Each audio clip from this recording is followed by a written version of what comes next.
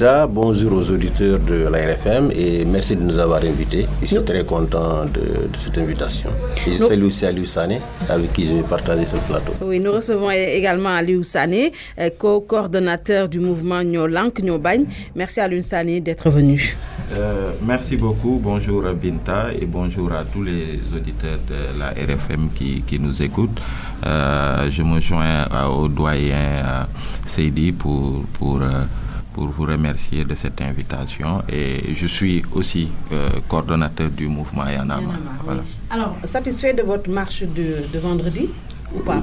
Oui, très satisfait dans la mesure où très souvent, à tort d'ailleurs, parfois il est reproché aux Sénégalais de ne pas être constants dans des dynamiques comme ça de mobilisation pour des causes qui concernent le peuple. Et très souvent, d'ailleurs, les journalistes, ils nous interpellent dessus pour nous dire que, oui, la marche du 13 a enregistré une forte participation des citoyens. Est-ce que pour celle-ci, il n'y aura pas de flop dans la mesure où, de par le passé, on a eu droit à cela? Quand même, le peuple sénégalais a pu montrer qu'il restait déterminé sur cette question-là de défense des consommateurs, des citoyens, sur la question de l'électricité.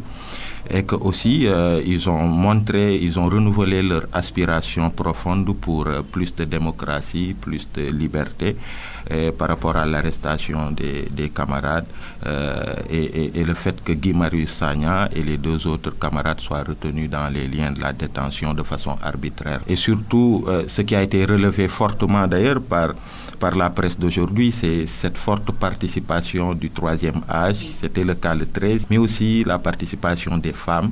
Et j'ai vu un journal qui a titré les jeunes d'Op Nyo Lank. Ça veut dire que les jeunes ils sont là et quand les jeunes ils sont là, c'est très important et le plus important aussi, c'est qu'il n'y avait pas de coloration. Il n'y avait pas de t-shirt de Y en a marre, ni de frappe, mais en même temps aussi on voyait que c'était pas des militants qui sont venus pour un parti politique.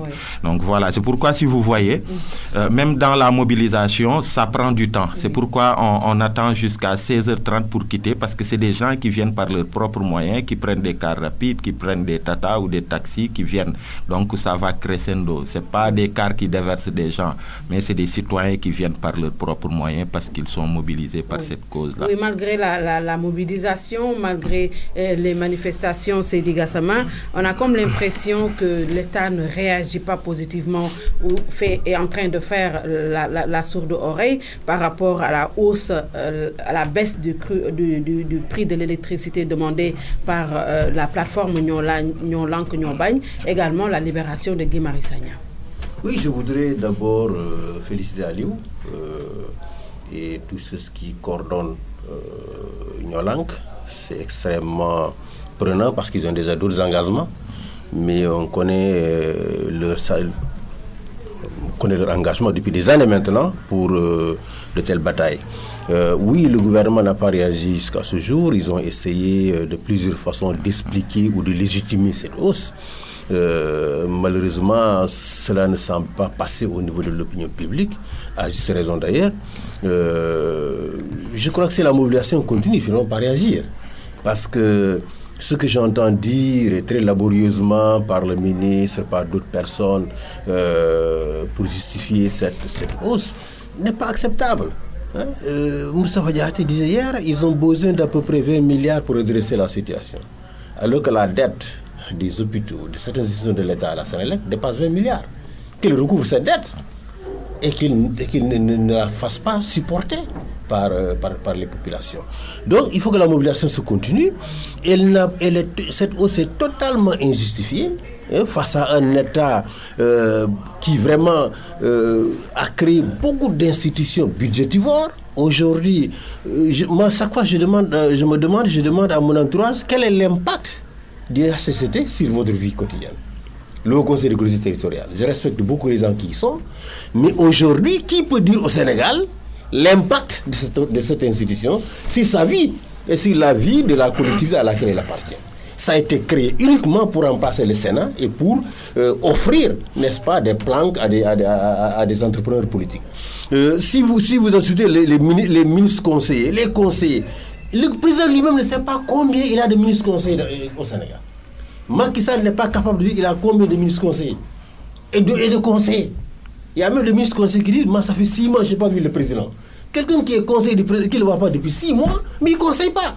Donc il faut qu'on procède à une réduction du train de vie de l'État et qu'on ne fasse pas supporter aux populations, n'est-ce pas, tous ces gaspillages auxquels on opère uniquement pour des raisons politiques et des raisons politiciennes. Donc il faut que la mobilisation continue, il faut que le président recule, parce que si vous voyez que ces personnes du 3e âge qui se mobilisent, qu'on ne voit pas généralement dans les manifestations, ni syndicales, ni de la société civile, se mobilisent parce qu'ils sont affectés de plein fouet par cette augmentation-là. Les femmes qui viennent nombreuses à la première manifestation, j'ai vu des femmes à la fin qui ont attendu 30 minutes, 1 heure pour trouver un car rapide et rentrer dans la lointaine banlieue. C'est parce qu'elles sont affectées de plein fouet par cette augmentation.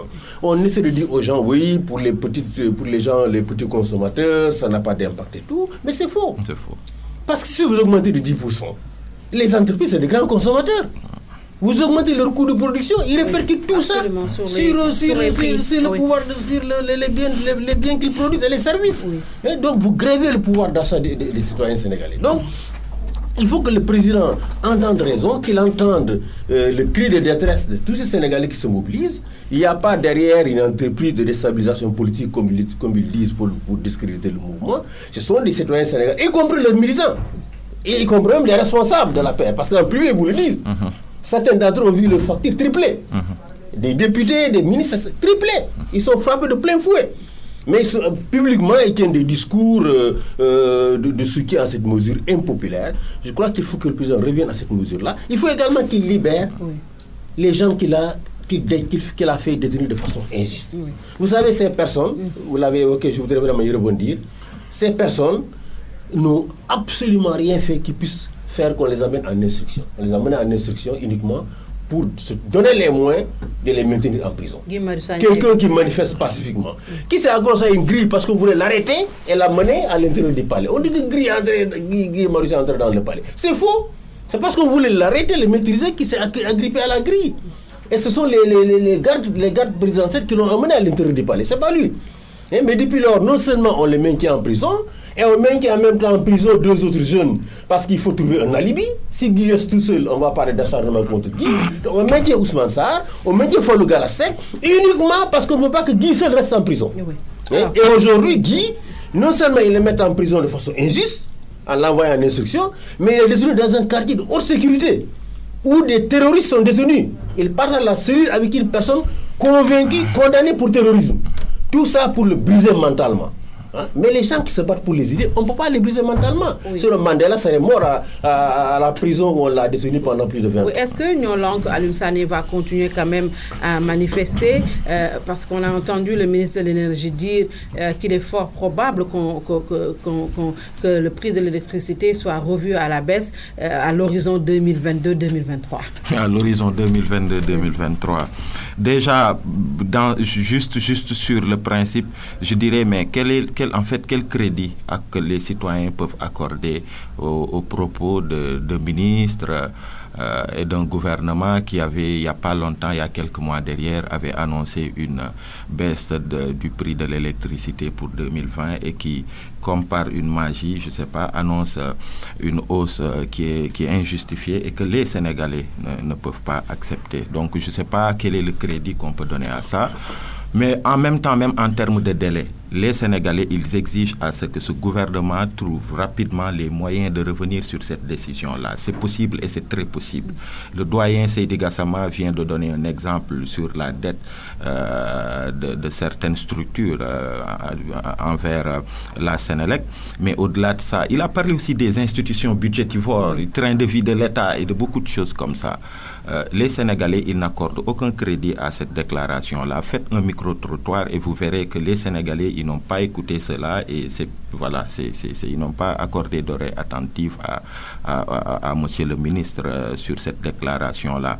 Et hier, ils l'ont exprimé de façon très, très, très forte à la place de la nation. Et l'exigence forte, c'est que le gouvernement se débrouille pour aller chercher l'argent ailleurs que dans la poche des Sénégalais. Parce que d'ici à 2000, je ne sais pas quand, c'est des mois qui s'écoulent et les Sénégalais, ils ont du mal. avant même, et ce qu'il faut dire aussi, c'est qu'avant même, en fait, l'entrée en vigueur, en fait, de cette mesure-là, les Sénégalais déjà, ils ont commencé à poster un peu partout. Vous avez vu des factures d'électricité qui sont presque passées du simple au double. Il y a un de nos doyens, Gaston Madera, je pense, qui avait eu, il y a 3 semaines, voire 1 mois, posté sur Internet ces 3 dernières factures qui sont passées de 74 000 à plus de 200 000 francs. Alors que, officiellement, cette mesure, elle n'est même pas encore entrée en vigueur. Donc, Sénégalais de nous sonne. Il faut qu'eux, ils se débrouillent pour aller chercher ces sous-là ailleurs que dans la poche du Sénégalais qui est déjà fatigué par l'électricité qui est déjà chère, qui est déjà fatigué par le coût de la vie, la cherté de la vie, qui est déjà fatigué par le carburant qui est cher et qui impacte sur les coûts de production, qui impacte sur tout. Donc, mais vraiment, nous n'accordons aucun crédit à cette déclaration. Alors, plutôt que de réagir positivement à la demande, je dirais pas seulement de Nyon Langue, mais de tous les Sénégalais, on a constaté, Seydi Gassama, que les autorités font plutôt dans les interdictions de marche, alors que c'est consacré par notre charte fondamentale. Oui, vous savez, ça a été vraiment la grande déception du mouvement des droits humains. L'arrivée de Macky Sall au pouvoir avait soulevé beaucoup d'espoir, pas seulement au Sénégal, mais au niveau mondial, que ce pays allait entrer dans une nouvelle ère de consécration des droits humains. Malheureusement, quand Macky est arrivé, non seulement il est revenu sur toutes les promesses qu'il avait faites, ou tous les espoirs qu'il avait soulevés en matière de respect des droits humains, mais il a même empiré la situation. Moi, lorsque je prends le temps que Macky Sall a fait aujourd'hui au pouvoir, je me dis que le bilan est très maigre. Vous savez, Abdoulaye Wade, certes, les 3 ou 4 dernières années de son régime ont été catastrophiques par rapport à la gestion des droits humains, mais c'est quand même quelqu'un qui a consacré toutes ses libertés dans une constitution, qui a mis fin au régime d'autorisation pour ce qui est de l'exercice de ses libertés. C'est quelqu'un qui a aboli la peine de mort, etc.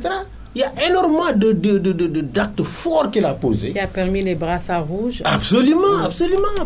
Énormément de choses qu'il a fait en matière de droits humains. Alors, quand Macky est arrivé, qu'est-ce qu'il a fait concrètement? Moi, je ne vois pas ce qu'il a fait. L'arrêté Ousmane Ngom, qui constitue vraiment la tache noire du bilan de Wade en matière de droits humains, qu'il a lui-même dénoncé et combattu avec tous les gens qui sont avec lui aujourd'hui au pouvoir, il s'est accroché à cet arrêté Ousmane Ngom, qui est totalement illégal, et que les institutions sénégalaises n'ont pas le courage évidemment de dénoncer. Parce que comme vous pouvez prendre un arrêté ministériel du point de vue des normes juridiques et mettre cet arrêté au-dessus des lois. Vous savez, cet arrêté, il empêche même en période électorale aux candidats aux élections de faire des caravanes dans le plateau.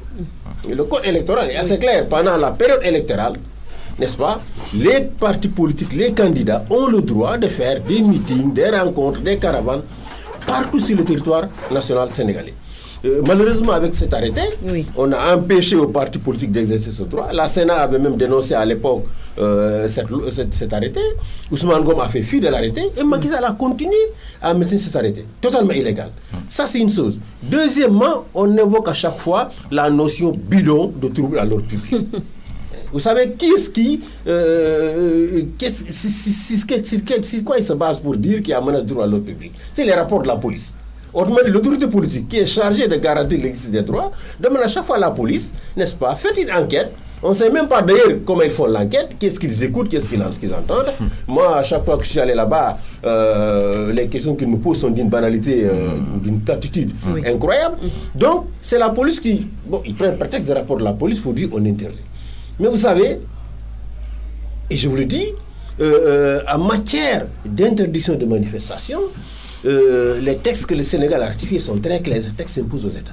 Vous ne pouvez pas interdire des manifestations, vous ne pouvez pas limiter ces libertés fondamentales que dans des situations exceptionnelles.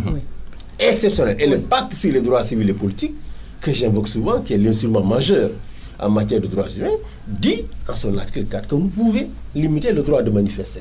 La liberté d'expression et les autres libertés publiques que dans des situations où, n'est-ce pas, la vie ou l'existence de la nation elle-même est en danger. Autrement, des situations dans lesquelles l'état d'urgence peut être prononcé, n'est-ce pas, par un acte officiel. Malheureusement au Sénégal, je dirais depuis 1988, on n'a jamais connu une situation qui puisse nous rapprocher de l'état d'urgence. Mais est-ce que dans ces situations exceptionnelles, on ne peut pas y mettre la Libye est souvent évoquée par l'autorité préfectorale qui est trouble à l'ordre public, Alioune Sané? Non, mais en fait, déjà, le doyen Seydi Gassama, il l'a évoqué tout à l'heure, hein, c'est assez bidon et c'est assez fourre-tout. À chaque fois, on nous sort ça et on ne sait pas sur quelle base il s'appuie pour le dire. Encore que... il est important, quand on évoque trouble à l'ordre public, que l'autorité puisse attester qu'elle n'a pas les moyens en termes d'éléments de sécurité pour encadrer en fait ces marches-là. Et quand vous voyez l'autre jour Guy Marius Sagna et les camarades qui ont marché, ils étaient à peine une vingtaine, qui n'avaient pas d'armes, qui n'avaient pas de pierres, qui n'avaient rien du tout. Guy Marius, quand on revoit les images, on voit qu'il avait même les mains dans la poche, en fait. Pour ça, mais il y a rien de plus que ça pour montrer le caractère non violent, en fait, de ces gens-là. Donc, c'est fallacieux. Ces gens qui nous gouvernent aujourd'hui, ils ont combattu cela. Ils ont été victimes de ça de par le passé. Les Sénégalais, en élisant le président Macky Sall, avaient pensé qu'il avait compris cette aspiration profonde pour le changement. Hein, pour l'initiation de réformes en fait qui soient consolidantes en matière de démocratie et de droits de l'homme. Mais hélas quoi, voilà, ceux-là même qui s'insurgeaient contre ces pratiques-là sont ceux-là qui les défendent à peine. Ils ont du mal. Et quand vous voyez d'ailleurs, c'est difficilement qu'ils parviennent à défendre ces choses-là. Et j'ai un peu ri sous cap quand j'ai vu lors de l'interview que le président a accordé à la presse, votre confrère Babacar Fall, qu'il a mis face à ses propres contradictions entre le président Macky Sall opposant et le président Macky Sall sur ces questions-là. Donc nous, ça nous donne juste des raisons, que ce soit nous, les mouvements citoyens, nos camarades activistes et nos doyens des organisations de défense des droits de l'homme comme Seydi Gassama et d'autres, de continuer de se battre, et de continuer de se battre. Oui. Voilà. Et justement, pour rester dans le tempo du judiciaire, la loi sur la criminalisation du viol et de la pédophilie a été promulguée hier en grande pompe au Palais de la République par le président de la République. Seydi Gassama, est-ce que c'est une loi qui vient à son heure? Oui, je dirais que c'est une loi qui vient à son heure. Il fallait que l'État réagisse parce qu'il y a eu beaucoup de détresse au sein de la population. Les cas de viol, je dirais même de violence faite aux femmes. On parle beaucoup de viol, mais le viol n'est qu'un aspect des violences faites aux femmes. Les violences faites aux femmes se sont multipliées ces dernières années de façon odieuse. Et il y a une aspiration de la population à plus de sécurité, n'est-ce pas, des femmes à plus de sécurité. Il fallait que l'État réagisse. Et parmi les réactions que l'État pouvait envisager, évidemment, c'est de revoir les lois et de les durcir. Et je crois que ce à quoi on a assisté avec cette loi qui a été promulguée, cette modification du code pénal, c'est que les lois ont été durcies. Vous savez que jusqu'ici, lorsque vous commettez un viol, le viol était considéré comme un délit. Donc vous avez moins de 10 ans. Sauf s'il était commis sur un mineur, sur un enfant mineur. Donc c'est là que les juges prononçaient généralement 10 ans de prison. Mais tant qu'un mineur n'était pas impliqué, c'était généralement moins de 10 ans. Donc il fallait durcir. Maintenant, ce n'est plus un délit, c'est un crime. Lorsque vous commettez évidemment un viol, c'est la réclusion criminelle. Ça signifie que vous prenez au minimum 10 ans. Et ça peut aller jusqu'à 20 ans. Et lorsque le viol est suivi de meurtre avec acte de barbarie, c'est la perpétuité. C'est la réclusion criminelle à perpétuité. Donc je pense que c'est vraiment une très belle avancée que je salue. Je crois que là c'est un acte positif qui a été posé.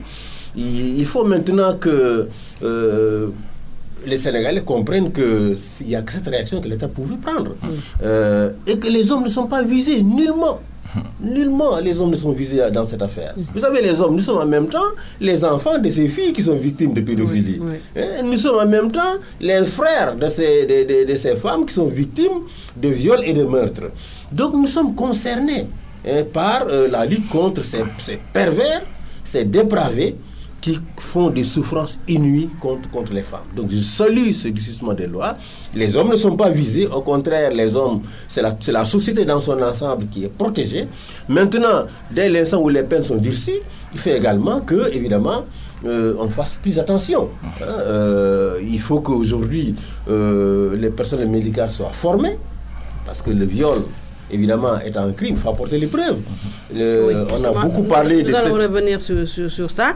Les hommes, vous l'avez dit, se sentent aussi concernés parce que aussi, quand on a lu récemment dans la presse une titraille qui disait que tous les hommes étaient en sursis, il y a des hommes qui se sont insurgés contre cette loi dans la presse. Alors, Alioune Sané, vous, comment est-ce que vous accueillez cette loi qui criminalise désormais la pédophilie et le viol au Sénégal? Non, mais déjà, on le salue positivement, cette loi-là, dans la mesure où, dans l'esprit, si vous voyez, en fait, c'est une loi qui protège, en fait, les citoyens, notamment les femmes et les enfants. Et si on voit tout ce qui s'est passé, c'est vrai que Internet, en fait, c'est pas nouveau dans nos sociétés. Les femmes ont de tout le temps été victimes de viols, de violences faites sur elles et beaucoup d'autres choses, mais et les enfants aussi, ça je reviendrai dessus. Internet a permis d'amplifier. En fait, avec maintenant l'avènement d'Internet, tout le monde a accès à Internet, les choses sont amplifiées, mais c'était là depuis. Et donc, une telle loi permet quand même de les protéger. C'est une excellente chose. Et déjà, vous voyez, moi, par rapport à cette loi-là, au-delà de l'aspect des peines que l'on annonce, en fait, qui peuvent varier entre 10 et 20 ans, parce que c'est criminalisé, mais aussi ça a un caractère dissuasif. Pour moi, ça a un caractère dissuasif. Et au-delà de la femme, l'enfant aussi.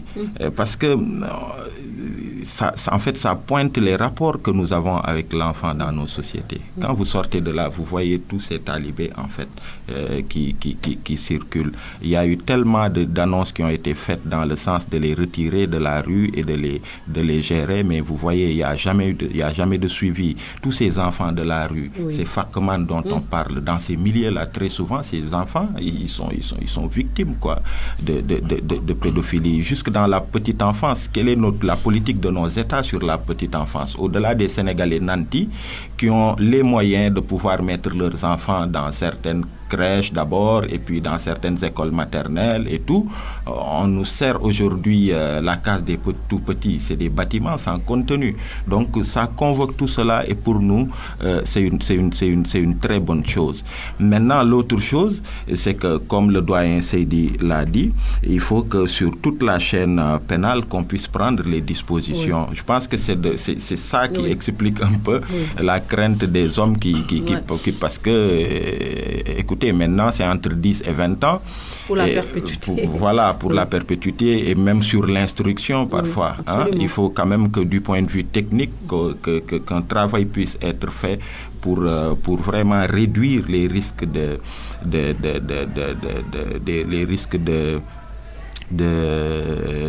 d'erreurs judiciaires qui peuvent amener des gens qui seraient accusés à être victimes. D'abord dans le cadre de l'instruction qui reste plusieurs années à attendre et qu'après qu'ils viennent face au juge et qu'on leur dise finalement tu n'as rien fait. Oui, mais comment justement corriger ces imperfections dont fait état Alioune Sané, les erreurs judiciaires, l'interrogatoire, accuser quelqu'un sur la base de simples dénonciations, comment faire face à tout cela? Oui, vous savez, les cas de relax de personnes accusées de viol sont nombreux devant nos cours et tribunaux. C'est cela qui a soulevé justement cette crainte. Mais comme je l'ai dit, il faut des mesures d'accompagnement. Je ne pense même pas qu'il faut faire de la sensibilisation, il faut juste des mesures d'accompagnement. Donc le président a demandé à faire de la sensibilisation. Oui, non, je pense que la sensibilisation doit être faite comme mesure de prévention. Oui, prévention. Du viol, de la pédophilie, du harcèlement. Parce que ce n'est pas seulement le viol, même le harcèlement sexuel. Dont sont victimes beaucoup de femmes dans les bureaux, dans les entreprises, dans les lieux de travail. Il y a également l'attentat à la pudeur. L'attentat à la pudeur. Donc il n'y a pas que les viols. Donc il faut sensibiliser la société contre ces faits. Mais par rapport maintenant à l'aspect pénal, je pense qu'il faut former d'abord le personnel médical parce que c'est eux qui, évidemment, produisent les certificats médicaux, qui sont les principales pièces à conviction dans ce genre de procès. Donc, il faut former les sages-femmes, il faut former les médecins et les gynécologues. Il faut également que la police, la gendarmerie qui font les enquêtes soient également formés. Et il faut former les médecins. Je ne dis pas qu'ils ne sont pas formés, mais il faut renforcer la formation. Parce que justement, comme l'a dit Aliou, les gens ont beaucoup de craintes. Maintenant que le viol est criminalisé, ça signifie que vous pouvez rester en détention provisoire pendant plus de 2 ans, n'est-ce pas, avant d'être présenté devant un tribunal. Et si vous êtes relaxé au bout de cette période, vous avez quand même passé plusieurs années de votre vie en prison. Maintenant, comme j'ai dit, il ne faudrait pas qu'on utilise justement cette possibilité d'erreur judiciaire et tout pour décrier la loi. La loi doit être saluée et je pense même que l'État doit maintenant aller plus loin.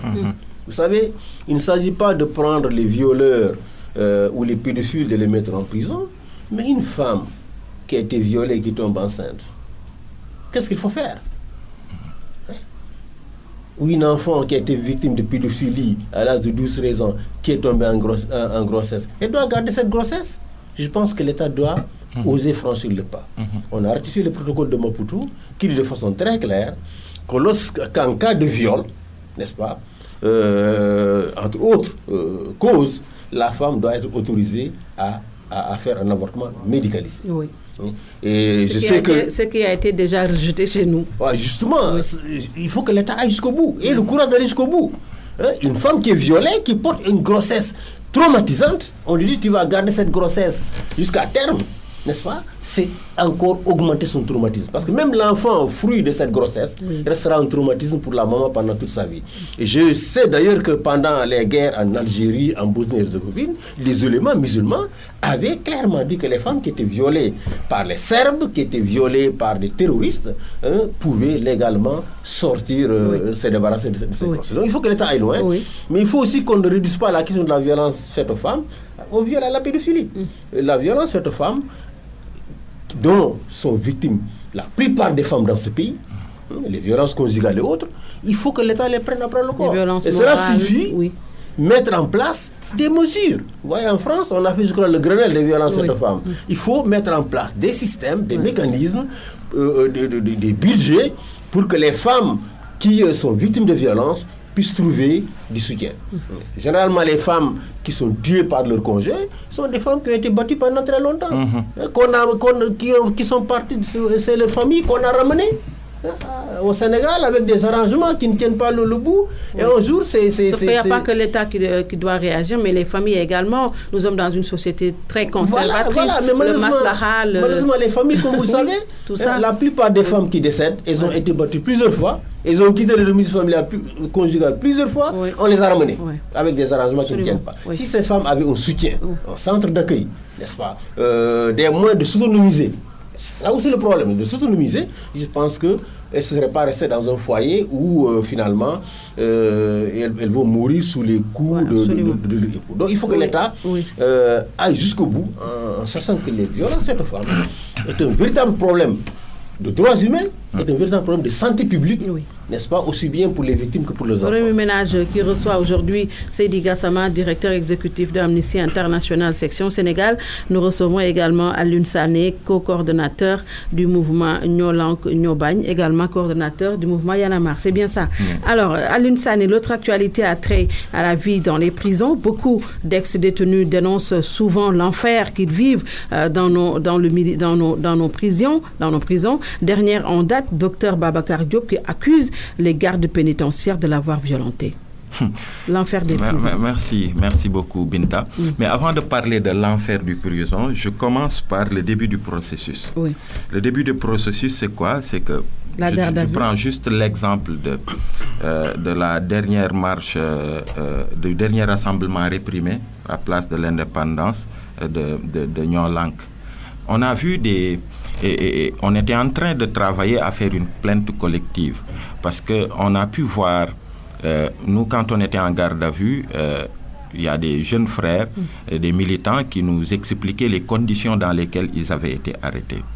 Et je donne l'exemple de celui-là qui était non violent. Si vous voyez, la plupart de ceux qui étaient arrêtés, ils étaient arrêtés dans des circonstances où ils ont obtempéré. En fait, ils n'ont opposé aucun refus. Mais malgré cela, vous voyez des éléments de police zélés qui d'habitude ne sont même pas en uniforme. On ne peut pas les identifier. Et c'est ça qui est grave d'ailleurs, parce que n'importe qui peut venir te prendre, un nervi ou je ne sais pas quoi, il t'amène quelque part, il fait ce qu'il fait. Donc c'est des éléments qu'on ne peut même pas identifier comme étant de la police parce qu'il n'y a rien qui le prouve. Et le gars, on le prend, ils étaient à 3. Et l'un d'entre eux le prenait par les parties intimes en fait. En fait, c'était de la torture. De la place de l'indépendance au commissariat central, il s'est agrippé à ses parties intimes. Il y a eu quelqu'un comme Cheikh Sadibou du mouvement Alerte, qui est quelqu'un de très correct, mais un citoyen engagé qui était là, il a obtempéré, il n'a rien fait, il n'a pas résisté. Mais le gars, il l'insultait de mère, il n'y a pas ce qu'il... À un moment, il a dû quand même réagir pour lui dire, mais écoutez, vous ne pouvez pas m'insulter comme ça. Je ne suis pas un bandit, je ne suis pas un malfrat. Et le gars, il a tapé. Il a identifié cette personne-là aussi.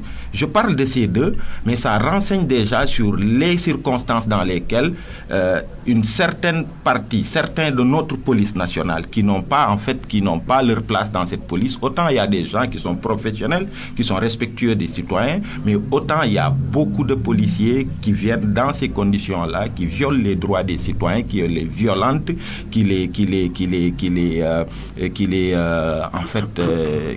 posent des actes en fait inhumains, dégradants. Donc au-delà de ça, vous allez dans les gardes à vue. Et pour les gardes à vue, je vais vous donner l'exemple, par exemple, de quand il y a eu cette manifestation pacifique lors du vote du loi sur le parrainage. Il y a eu des yanamaristes qui ont été arrêtés. Ils ont été acheminés au commissariat de Grand Dakar. Chérif Diallo, Mohamed Moriba Sissoko, j'en passe. Quand ils sont déjà dans la voiture de police, les gens prenaient des casques, ils les tapaient dessus, sur la tête, les maltraitaient, mais vraiment comme des je ne sais pas quoi. Et quand ils sont arrivés au commissariat de Grand Dakar, je le dis très clairement parce que c'est arrivé et on a pris des photos et tout. Ils sont arrivés, ils ont été déshabillés. Il faisait froid, ils ont été déshabillés. Des éléments de police ont commencé à les rouer de coups, à les taper de partout et à les filmer au commissariat de Grand Dakar. Mais ils avaient des blessures partout. On a pris des photos de ces blessures-là. Ces jeunes, je pense, quelqu'un comme Chérif Diallo, il avait même eu à faire un petit témoignage. Il n'est pas allé au fond parce qu'il était tellement traumatisé par ça, par une certaine presse. Et moi-même, je me suis saisi de ma plume le lendemain, en tant que journaliste aussi de formation, pour relater ces faits-là. Moi, j'ai été arrêté ce jour-là, fin de journée, comme un terroriste avec Denis Sow et un autre frère. Il y avait, je ne sais pas combien de camions de policiers qui nous amènent au commissariat de Grand Dakar. On arrive aussi, ils ont voulu me déshabiller. Oui. Et heureusement, n'eût été l'intervention, je pense, d'un gradé de la police quand même, qui est arrivé, qui leur a dit, mais qu'est-ce que vous faites comme ça?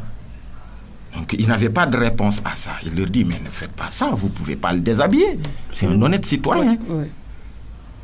Et après, ils me prennent dans ces mêmes conditions, même pour l'interrogatoire. Un militant qui n'était pas en train de jeter des pierres, qui n'est pas un malfrat, qui n'avait pas d'armes, qui s'exprimait juste sur une loi qui devait passer à l'Assemblée nationale et qui n'est pas d'accord, je viens, même pour l'interrogatoire, j'étais menotté comme ça, par derrière, comme un criminel. Donc, avant de parler de Rebeuss, commençons par le début même de la chaîne, où des citoyens, ils vivent des situations dégradantes. Oui. Voilà. Et vous arrivez à Rebeuss, je pense que même doyen, il en sait beaucoup. On a vu Babacar, le professeur Babacar, le docteur Babacar Diop, ce qu'il a dit, mais on a vu aussi d'autres récits qui ont été faits. Vous arrivez à Rebeuss déjà, on vous jette dans des chambres où il y a 200 à 300 personnes, une seule toilette.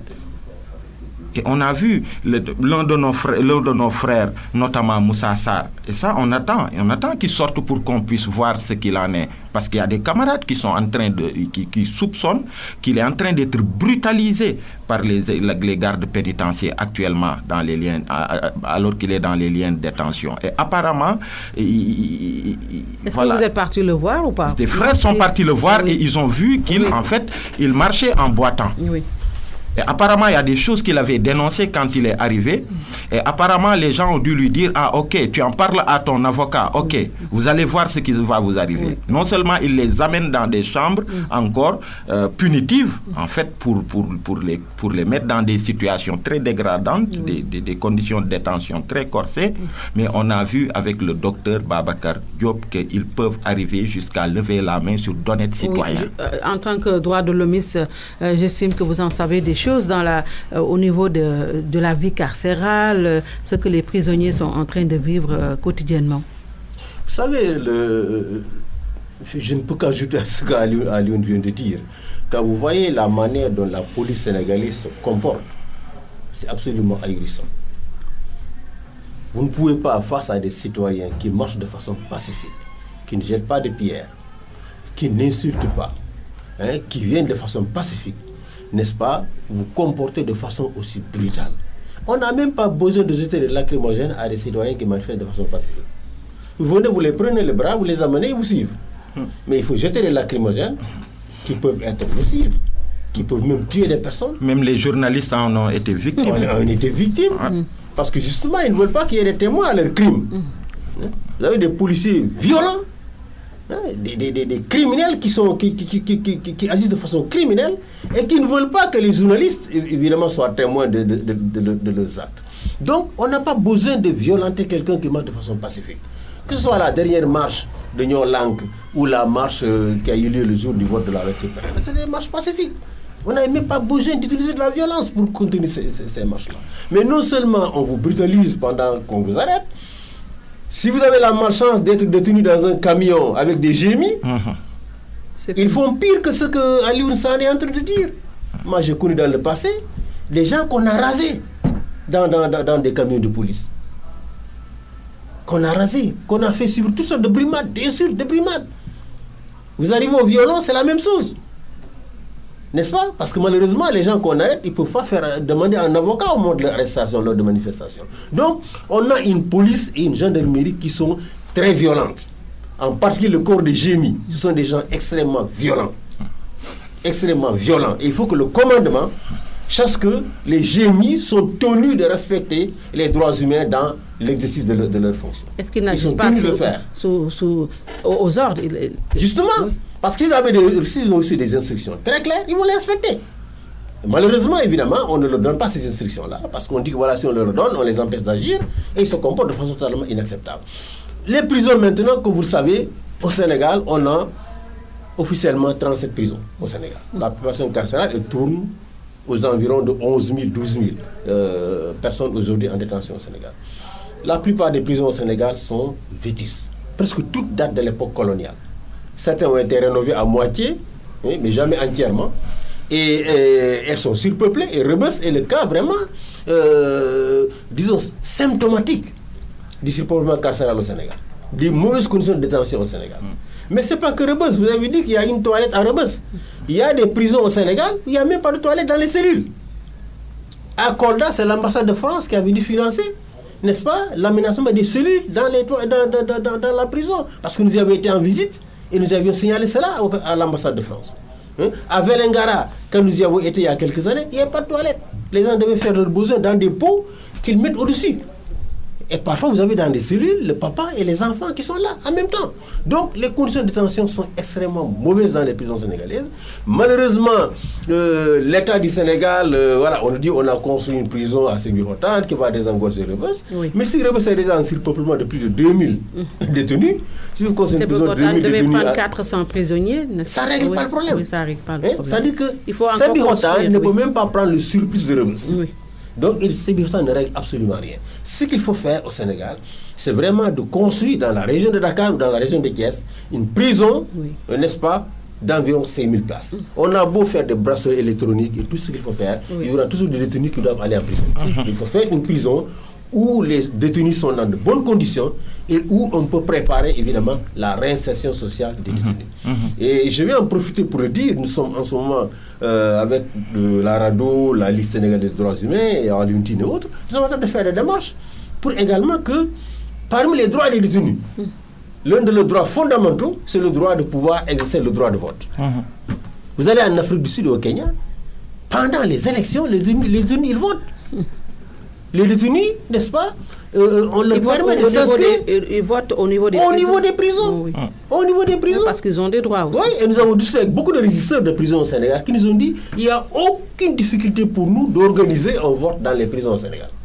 Donc aujourd'hui, c'est une question de volonté politique de l'État, du ministre de l'Intérieur, du directeur des élections, de prendre des mesures pour que les personnes qui sont en détention préventive, ceux qui ne sont pas dessus de leurs droits civiques, puissent s'inscrire sur les électorales et puissent voter, ne serait-ce qu'aux élections présidentielles, qui sont des élections... En tout cas, Alioune Sané, tout ce qui est dit ici, ou tout ce qui est dit par d'autres prisonniers, est souvent démenti par l'administration pénitentiaire.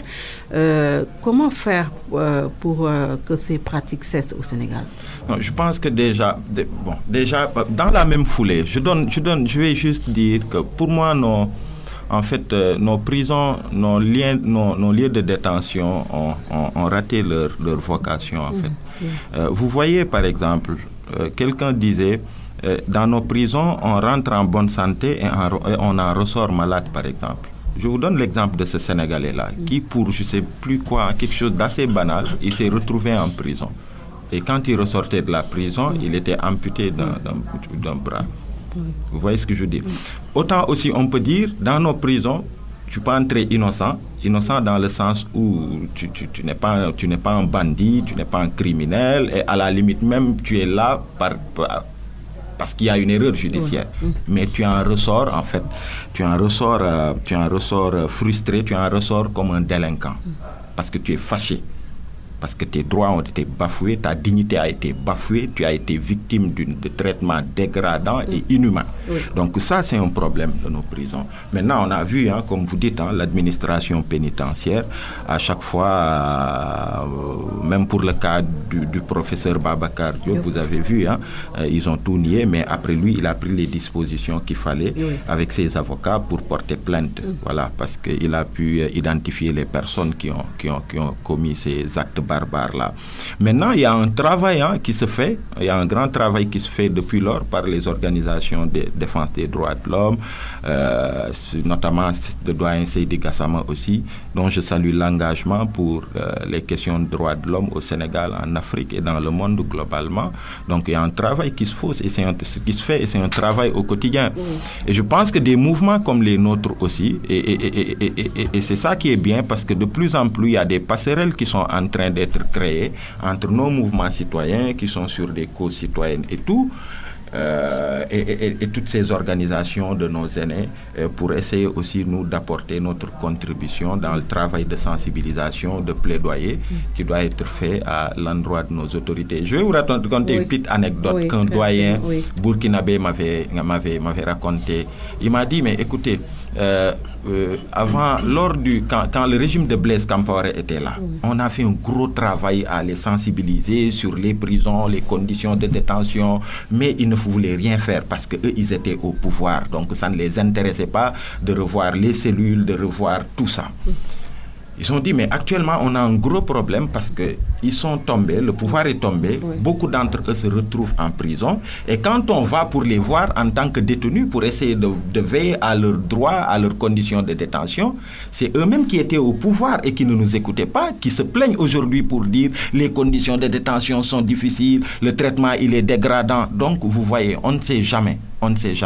Quand on est au pouvoir, on est tenu quand même de prêter une oreille attentive à tous ces acteurs-là comme Amnesty Sénégal qui travaillent sur ces questions-là. Est-ce que cela veut dire donc, Seydi Gassama, que le dialogue national qu'on a entamé chez nous est le bienvenu? Vous savez, un dialogue est toujours le bienvenu. On ne peut pas dire qu'on peut ne pas être d'accord avec le dialogue, on peut ne pas y aller, mais le dialogue est toujours le bienvenu. Tant que les acteurs politiques et sociaux s'asseyent et discutent, c'est toujours mieux qu'ils soient en guerre.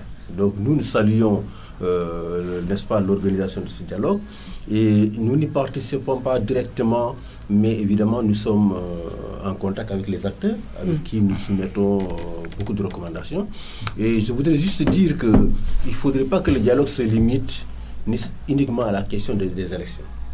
C'est un dialogue national, Nous parlons du dialogue national. Réellement un dialogue national. Malheureusement, aujourd'hui, tout ce dont on discute, c'est le report des élections, les législatives locales, c'est le calendrier électoral. Très rapidement, ça prend le dessus. Vous savez que les hommes politiques, leur préoccupation majeure, c'est les élections. Nous avons vu qu'il y a déjà un problème entre le général Niang et Famara Ibrahim Sagna. Moi, j'estime que si la question du dialogue national occulte les problèmes de la justice, qui est aujourd'hui malheureusement une justice aux ordres, parce que le parquet qui arrête les gens, les met en prison, les maintient en prison, est entièrement sous la férule du président et du garde des Sceaux, particulièrement l'actuel garde des Sceaux.